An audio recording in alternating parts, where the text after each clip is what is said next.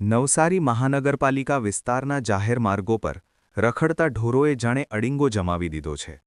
શહેરના મુખ્ય માર્ગોથી લઈને રહેણાંક વિસ્તારો સુધી દરેક જગ્યાએ ઢોરોના ટોળા દેખાઈ રહ્યા છે, જેના કારણે વાહનચાલકોને ભારે મુશ્કેલીઓનો સામનો કરવો પડી રહ્યો છે અને અકસ્માતોના બનાવોમાં વધારો થવાનો ભય પણ ઉઠી રહ્યો છે.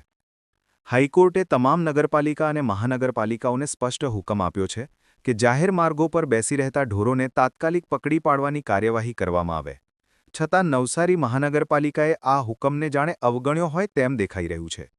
તાજેતરમાં ગૌરક્ષા મંચના ધર્મેશ ગામી નવસારી આવ્યા હતા ત્યારે તેમણે રખડતા ઢોરોની સમસ્યા અંગે મ્યુનિસિપલ કમિશનર દેવ ચૌધરીને સીધી રજૂઆત કરી હતી.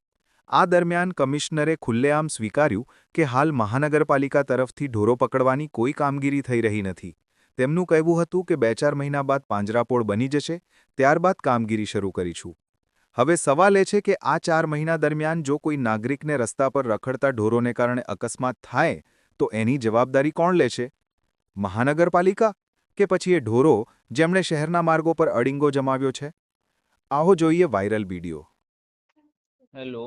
માનનીય કમિશનર સાહેબ નમસ્કાર. જી નમસ્કાર. ધર્મેશ ગામી બોલું છું ગૌરક્ષા મંચથી સાહેબ. હાજી. સાહેબ હું હમણાં નવસારી મહાનગરપાલિકામાં આવ્યો હતો. જી. આખી નવસારીમાં ગાયો એટલી બધી રખડે છે ને એટલી બધી રોડ પર બેસેલી હોય છે. હા હા. આ બાબતે આપણે કોઈ ઢોર ડબ્બા પાર્ટી કામ નથી કરતી મહાનગરપાલિકાની?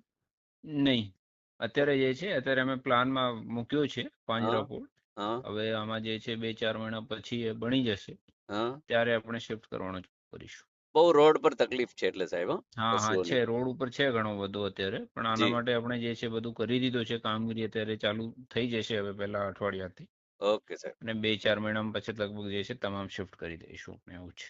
સારું સાહેબ. જી. જી જી જી okay sir. Dharmeshbhai, thank you.